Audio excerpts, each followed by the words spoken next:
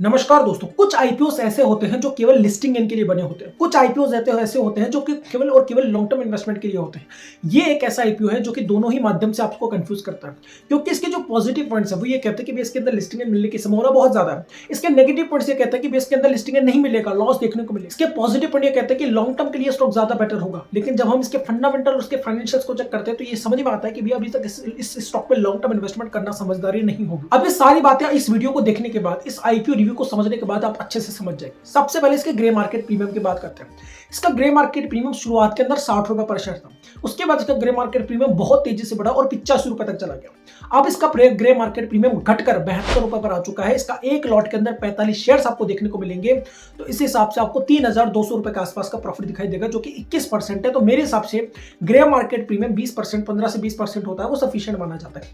लेकिन इसका grey market premium एक बार बढ़ा और एक बार घटा। अब हम बाकी चीजों को जब हम समझेंगे तो मुझे पर्सनली लगता है कि हो सकता है, बहुत ज्यादा संभावना है कि इस आईपीओ के अंदर आपको नेगेटिव लिस्टिंग देखने की संभावना ज्यादा दिखाई दे। सबसे इंपॉर्टेंट चीज है इसका सब्सक्रिप्शन, तो उसको ध्यान से समझिए। ये आईपीओ 9 जनवरी को ओपन होगा, 11 जनवरी को आईपीओ क्लोज हो जाएगा, 12 तारीख को इसकी अलॉटमेंट देखने को मिल जाएगी और 16 तारीख के इस आईपीओ की लिस्टिंग। इस आईपीओ का प्राइस बैंड 315 रुपए से लेकर के 331 रुपए मैक्सिमम प्राइस बैंड पर रखा गया है, यानी कि आपको अप्लाई करना है 331 रुपए पर। इसका एक लॉट के अंदर 45 शेयर्स आपको देखने को मिलेंगे और एम्प्लॉय के लिए 15 रुपए का डिस्काउंट भी रखा गया। अगर आप इस आईपीओ में अप्लाई करना चाहते हैं तो आपको 14,895 रुपए पे करने। अब मैं जितने भी बातें बताने वाला हूं उसको ध्यान से समझिएगा। ये कंपनी बेसिकली सीएनसी मशीन जो होती है उनको मैन्युफैक्चरिंग करने का काम करती है।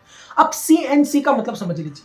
सीएनसी का मतलब होता है कंप्यूटराइज्ड न्यूमेरिकल कंट्रोल। अब इसका मतलब क्या है? देखिए, कोई भी फैक्ट्री हम लगाते हैं, कोई भी हम काम करते हैं, उसमें दो तरह की मशीनें काम में आती है। एक होती है लैथ मशीन और दूसरी तरह की मशीन होती है ऑटोमेटिक मशीन। ये जो सीएनसी मशीनें होती है, ऑटोमेटिक मशीनें होती है। अब सवाल आता है, ये काम क्या आता है, क्या उपयोग किया जाता है, इनमें और इनमें फर्क क्या है? अब केवल अगर आप इस लाइन को समझ लेंगे ना तो अब बहुत सारी चीजें अपने आप समझ में आ जाएगी। कंपनी काम क्या करती है, क्या बेसिक चीज है, क्यों इसकी डिमांड है, क्यों डिमांड नहीं है, बाकी सारी चीजें समझ में आ जाएगी। फॉर एग्जाम्पल, अगर मैं आपको एक स्टील का टुकड़ा दे देता हूं, या कह सकते हैं पूरा का पूरा बार दे देता हूं, एक शीट दे देता हूं मोटी सी, और मैं आपको कहता हूं इस पर आप सीएनसी लिखकर दिखाइए, तो इसकी कटिंग से लेकर इसको शेप देने से लेकर ये सारी चीजें करना लैथ मशीन से करना किया जा सकता है, लेकिन ये मैनुअल करना पड़ेगा आपको। किसी व्यक्ति की आवश्यकता होगी यहाँ पर। लेकिन जो सीएनसी मशीनें होती है, जो कंप्यूटर पर आधारित मशीनें होती है, उसमें आपको जो भी मॉड्यूल आपको बनाना है उसका एक ड्राफ्ट डालिए, सेम टू सेम आपको वैसा का वैसा बनाकर दे देगी, जैसे कि आपको स्क्रीन पर आपको दिखाई भी दे रहा है। इन्हें कहते हैं सीएनसी मशीन। अब इसमें भी बहुत सारी तरह की मशीनें कंपनी बनाती है, जो कि आप देख सकते हैं। सबसे इंपॉर्टेंट बात यह है कि ये जो मशीनें बनाती है इनको लेता कौन है, क्या इनकी डिमांड है भी या नहीं? तो इनकी डिमांड जो है वो ऑटो सेक्टर के अंदर, इसके अलावा एरोस्पेस सेगमेंट के अंदर, डिफेंस सेक्टर के अंदर बहुत ज्यादा मात्रा में किया जाता है। और अगर आप इसके कस्टमर के नाम सुनेंगे तो मैं आपको कुछ इंपॉर्टेंट कस्टमर्स के नाम सुनाता हूँ, बाकी आपको स्क्रीन पर दिखाई दे रहा है। जैसे कि आपको इस कस्टमर का नाम सुनाई दे रहा है इसरो, इसके अलावा ब्रह्मोस, इसके अलावा Uniparts India, Rolex ring, Harsha engineers, जैसे कुछ ऐसे नाम जिनको आप अच्छे से जानते हैं। और भी बहुत सारे नाम है जो आप पढ़ सकते हैं, लेकिन ये वो नाम है जिनको आप अच्छे से जानते हैं और उनके बीच में कुछ आईपीओज में निकल कर आए थे। अब एक आखिरी लाइन और समझ लीजिए, इससे इस कंपनी का मोस्ट पॉजिटिव पॉइंट आपको पता चल जाएगा। जब मैं इस कंपनी की वेबसाइट पर गया तो मुझे वहां पर कुछ चीजें जानने को और समझने को मिली। वहां पर एक सबसे इंपॉर्टेंट चीज, ये जो कंपनी है वो सीएनसी मैन्युफैक्चरिंग के अंदर ये जो मशीनें बनाती है उसमें इनका स्थान इंडिया में 2वें स्थान पर है और ग्लोबली 12वें स्थान पर है, जो कि बहुत ज्यादा एक्सीलेंट तो हम नहीं कहेंगे, लेकिन काफी अच्छा दिखाई देता है। दूसरा, इसका इंडिया के अंदर मार्केट शेयर 8% का है, जो कि काफी अच्छा दिखाई देता है। अब इतनी सारी चीजें देखने के बाद आपको लग रहा होगा ये कंपनी तो बहुत शानदार है, लिस्टिंग भी बहुत शानदार देखने को मिलेगी, आईपीओ भी बहुत शानदार रहने वाला है, डिमांडेड वाला है। लेकिन यहाँ पर कुछ और भी चीजें हैं। अब जो चीजें मैं आपको बता रहा हूँ उसके अंदर अब आपको सारे नेगेटिव पॉइंट दिखाई देंगे। सबसे पहले इसके फाइनेंशियल्स देखते हैं। इसके एसेट्स बढ़ रहे हैं, इसका रेवेन्यू बढ़ रहा है 2021 से 2023 तक, इसके प्रॉफिट आफ्टर टैक्स भी बढ़ रहा है। लेकिन अगर आप देखेंगे कि ये जो आईपीओ है उसमें केवल रिटेल कैटेगरी का 10% कोटा है। वो इस वजह से क्योंकि ये कंपनी लगातार 3 साल तक प्रॉफिट जनरेट नहीं कर पाई। पहले 2 साल तक ये कंपनी लॉस के अंदर थी, 2021 2022 के अंदर, 2023 के अंदर इसने प्रॉफिट जनरेट किया। और मैं आपको पहले भी कई बार कह चुका हूं, कोई भी कंपनी अगर प्रॉफिट जनरेट करते ही आईपीओ लेकर आ जाती है तो कोशिश कीजिए ज्यादा से ज्यादा कि उस आईपीओ में आप अप्लाई ना करें। अगर उस आईपीओ में बहुत ज्यादा ग्रे मार्केट प्रीमियम और बहुत अच्छा सब्सक्रिप्शन ना आए, तब तक मेरे हिसाब से उस आईपीओ में आपको बिल्कुल भी अप्लाई नहीं करना चाहिए। दूसरा, फाइनेंशियल ईयर 2023 की बात करें, मार्च 2023 की बात करें तो इस पर 834 करोड़ का डेट है। डेट टू इक्विटी रेशियो देखेंगे तो 10.17%, यानी कि बहुत ज्यादा डेट टू इक्विटी रेशियो इस कंपनी के पास।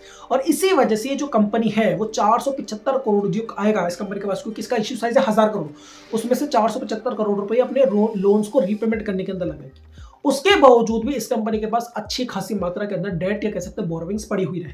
दूसरी बात, इसमें दूसरी नेगेटिव पॉइंट पता है क्या है? भले ही आपको ये लग रहा हो कि यार भैया कंपनी कंसिस्टेंटली प्रॉफिट जनरेट करते हुए लॉस से प्रॉफिट के अंदर आई, लेकिन यहां पर एक नेगेटिव पॉइंट ये है कि अगर आप इसका मार्जिन देखेंगे, इसके रेवेन्यू पर ये कंपनी जितना प्रॉफिट कमा रही है उसका मार्जिन निकालेंगे बीच का, तो वो 1.5% के आसपास निकल कर आएगा। 1.5% या 1.6% के आसपास आपको दिखाई देगा, तो कि बहुत ज्यादा कम है। यानी कि कंपनी को जब तक कंपनी मार्जिन से नहीं बढ़ाएगी 10%, 15% या कम से कम 8% के आसपास, तब तक ये स्टॉक मुझे नहीं लगता लॉन्ग टर्म की दृष्टि से भी कुछ खासा कमाल कर दिखाएगा, ऐसा मुझे दिखाई देता है। लेकिन जिस तरह से कंपनी ने पिछले से आगे तक ग्रोथ करी है, इसी ग्रोथ को अगर वो सस्टेन करती है और धीरे धीरे अपने मार्जिन पर भी काम करती रहती है, और जैसे कि इसका लोन जो है वो भी रिपेमेंट के अंदर कम होता जाएगा, और उसके बाद ये धीरे धीरे अपने लोन को ना बढ़ाते हुए इसी पर काम करती रहती है, लॉन्ग टर्म के अंदर ये कंपनी बहुत ही अच्छा कमाल करके दिखा सकती है इन्वेस्टर्स को।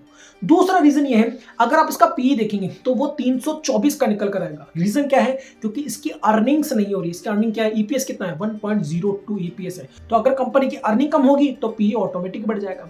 दूसरा, जब हम इसका पीई कंपैरिजन करते हैं, तो आप देखेंगे इसकी जो कॉम्पिटिटिव कंपनियों से उसका रेवेन्यू जो है वो सबसे कम है, लेकिन इसका जो पीई है वो सबसे ज्यादा है। खास तौर पर जो लक्ष्मी मशीन वर्क्स जो कंपनी है, जो कह सकते हैं जो स्टॉक है, उसके अंदर आप देखेंगे उसका रेवेन्यू कितना ज्यादा है, लेकिन उसका पी कितना है? 40-45 के आसपास आपको पी दिखाई। अब सबसे इंपॉर्टेंट बात, लिस्टिंग इनके बारे में हम क्या करना चाहिए। तो देखिए, ये आईपीओ 11 तारीख को क्लोज हो जाएगा, तो 10 तारीख तक अगर ये आईपीओ 10 टाइम्स तक और सब्सक्राइब नहीं हो जाता, क्योंकि मैं आपको पहले भी कह चुका हूं, अच्छे सब्सक्रिप्शन के लिए केवल ग्रे मार्केट प्रीमियम जरूरी नहीं होता। बहुत सारे आईपीओ है, बहुत सारे आईपीओ के ग्रे मार्केट प्रीमियम भी अच्छे थे, उनके अंदर सब्सक्रिप्शन नहीं देखने को मिला, और आपने देखा लिस्टिंग डे तक आते आते उनका ग्रे मार्केट प्रीमियम भी घट गया और लिस्टिंग भी घट गई और लिस्टिंग इन कम देखने को मिली।